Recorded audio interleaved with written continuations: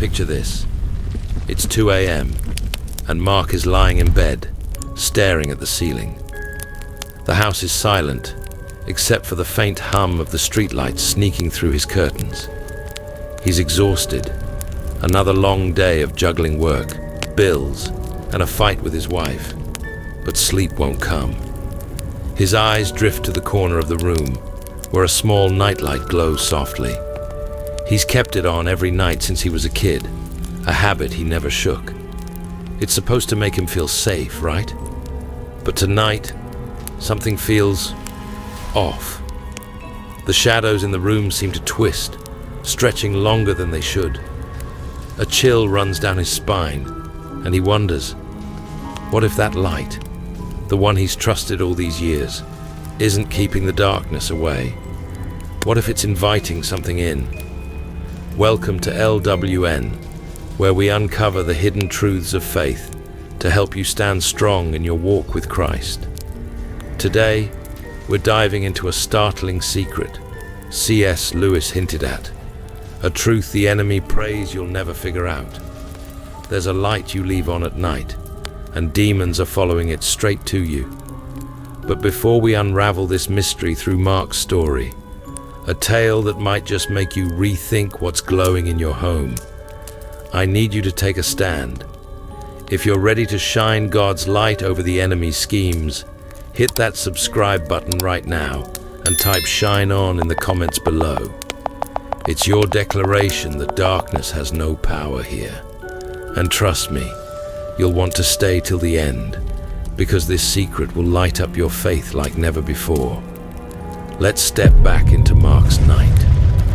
He pulls the blanket tighter, trying to shake the unease creeping up his chest. That nightlight, it's just a bulb, a flicker of comfort. But tonight, it feels different, almost alive. He remembers something C.S. Lewis wrote in the Screw Tape Letters. The safest road to hell is the gradual one, the gentle slope, soft underfoot, without sudden turnings. Mark's always thought of demons as loud, obvious threats, claws and chaos. But what if they're subtler than that? What if they slip in through the things we lean on, the habits we don't even question? Ephesians 6:11 warns us, "Put on the whole armor of God, that you may be able to stand against the schemes of the devil." Schemes, not attacks. Quiet, sneaky traps. Mark sits up, his heart thudding. He stares at the nightlight, its glow casting an eerie halo on the wall. He's never thought twice about it before. It's just there, like the coffee he drinks every morning, or the phone he scrolls through at night. But now, a question gnaws at him. What if this light isn't just a habit? What if it's a signal, a beacon drawing something closer? That's when the first secret C.S. Lewis pointed to flickers into his mind. A truth demons don't want you to see. The light you leave on at night isn't always the bulb by your bed. It's the glow of the things you cling to instead of God. Think about Jesus in Matthew 6:22-23. The eye is the lamp of the body. So if your eye is healthy, your whole body will be full of light. But if your eye is bad, your whole body will be full of darkness. Jesus wasn't just talking about physical sight. He meant what you focus on, what you let light up your life. For Mark, that nightlight isn't the problem. It's what it represents. A crutch he's trusted more than prayer, more than God's peace. And the enemy? They love it when you leave those little lights on, because it's an open door they can creep through. Mark reaches for the nightlight switch, his hand trembling. He's about to turn it off when he hears it. A faint rustle, like footsteps on carpet. His breath catches. The shadows shift again, and he swears he sees a figure in the corner, just for a second. Is it his imagination, or is something really there? What if turning off that light isn't enough? What if the real glow demons follow is coming from inside him? If this truth is hitting home, type "light off" in the comments Let's shut the door on the enemy together and keep watching, because Mark's about to face a darkness he never expected. Mark freezes, his hand hovering over the nightlight switch. That rustle he heard, it's gone now, but the silence feels louder, heavier. His eyes dart to the corner where he saw that flicker of a figure, but it's just shadows again. Or is it? The little bulb by his bed glows steady, casting its familiar light across the room, yet his stomach twists with a dread he can't shake. He's starting to see it, the first secret. That light he's left on, the one he's trusted all these years, might be more than a habit. It's a crutch, a glow he's leaned on, instead of God's peace. But as his finger brushes the switch, a deeper question creeps in. What if the light demons follow isn't just this bulb? What if it's something he's carrying inside? Mark pulls his hand back and grabs his phone from the nightstand.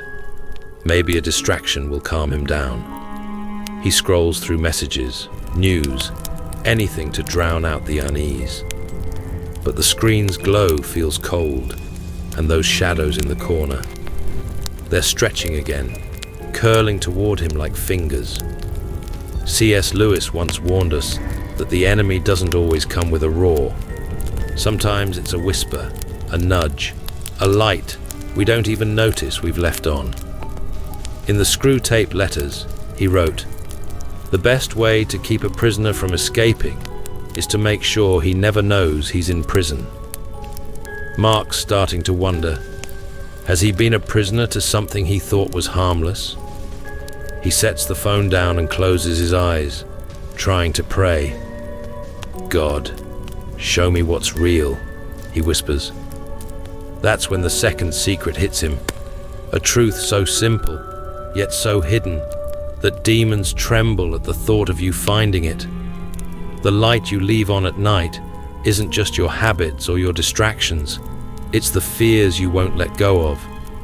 Those shadows in Mark's room, they're not just tied to the nightlight or his phone, they're feeding on the fear he's been carrying. Fear of failure, fear of losing control, fear that God won't come through. And the enemy's been following that glow straight to his heart. Jesus knew this battle well. In John 16:33, he said, "In the world you will have tribulation, but take heart, I have overcome the world." Jesus faced fear. Think of him in Gethsemane, sweating blood, knowing the cross was ahead. But he didn't let fear light his path. He turned to the Father, trusting even when the darkness closed in. Mark's eyes snap open as this sinks in. His nightlight, his phone, his restless scrolling, they're just symptoms. The real light demons follow is the fear he's refused to surrender, and they've been tracking it, waiting for him to crack. Mark takes a shaky breath and tries again. "Lord, take my fear," he prays, his voice barely above a whisper. "I don't want it anymore." As the words leave his mouth, something shifts. The air feels lighter, and the shadows, they're not stretching anymore. They're still there, but they're weaker, like they're losing their grip. He reaches for the nightlight again, and this time he flicks it off. The room plunges into darkness, but it's not empty. A strange peace settles over him, like a shield he can't see. For a moment, he thinks it's over, until he hears it again. That rustle, closer now, right by his bed. His pulse races as he fumbles for his Bible on the nightstand. He doesn't know it yet, but the third secret, the one that could banish those shadows for good, is waiting in those pages. What if the light he's been leaving on isn't his to turn off? What if the only way to stop the demons is to let someone else shine? If Mark's fight is stirring your spirit, type "fear gone" in the comments below. Let's surrender our fears to God together. And don't turn away now, because Mark's about to discover a light the enemy can't touch. Mark's fingers tighten around his Bible as that rustle echoes by his bed, closer, sharper, like something brushing against the sheets. The nightlight's off, the room swallowed in darkness, but his heart's pounding louder than ever. He's faced the truth. The light he's left on isn't just the bulb or his phone, it's the fear he's clung to, the glow that's drawn demons near. He's prayed, surrendered it, and felt a flicker of peace. But that sound, it's proof the enemy's still lurking. He opens the Bible, his hands shaking, the pages falling to Psalm 27:1. The Lord is my light and my salvation. Whom shall I fear? The words hit him like a thunderbolt, and the third secret, the one demons dread most, lights up the shadows in his room. Mark whispers the verse again, "The Lord is my light," and it dawns on him. He's been leaving the wrong lights on, night lights, screens, fears, thinking they'd keep him safe. But they've only fed the darkness. C.S. Lewis saw this too. In Mere Christianity, he wrote, "We are half-hearted creatures, fooling about with drink and sex and ambition when infinite joy is offered us." Mark's been half-hearted, trusting little glows when the true light was waiting all along. The third secret is this: the light demons follow dies when you let God's light take over. It's not about turning off your fears, it's about turning on His presence. Jesus lived this truth every day. In John 8:12, He declared, "I am the light of the world. Whoever follows me will not walk in darkness, but will have the light of life." Think about that. Jesus didn't just fight darkness, He replaced it. When He faced the storm on the sea, the Pharisees' traps, the agony of the cross, He didn't lean on crutches or habits. He shone with the Father's light, and no demon could touch Him. Mark realizes now, the rustle by his bed, the shadows, they're not his to fight, they're God's to banish. He closes his eyes and prays, not in whispers this time, but with a voice that fills the room. "Lord, you are my light. Shine through me. Drive out this darkness." As he speaks, the rustling stops. The air shifts, warm and still, like a sunrise breaking through the night. He opens his eyes, and the shadows are gone, completely gone. The room's dark, but it's not empty. It's alive with a peace that hums stronger than any nightlight ever could. Mark smiles, tears welling up, not from fear, but from awe. He's not just safe, he's free. And that's the secret demons don't want you to know. They follow the lights you leave on, the habits, the fears, the distractions, because they know you'll keep reaching for them instead of God. But when you let His light shine, they can't stay. Your home, your heart, your life, they become a place the enemy can't touch. Mark sets his Bible down, the verse still glowing in his mind. "The Lord is my light and my salvation." Dawn's breaking outside, painting the sky gold, and he knows the battle's over, not because he won, but because God did.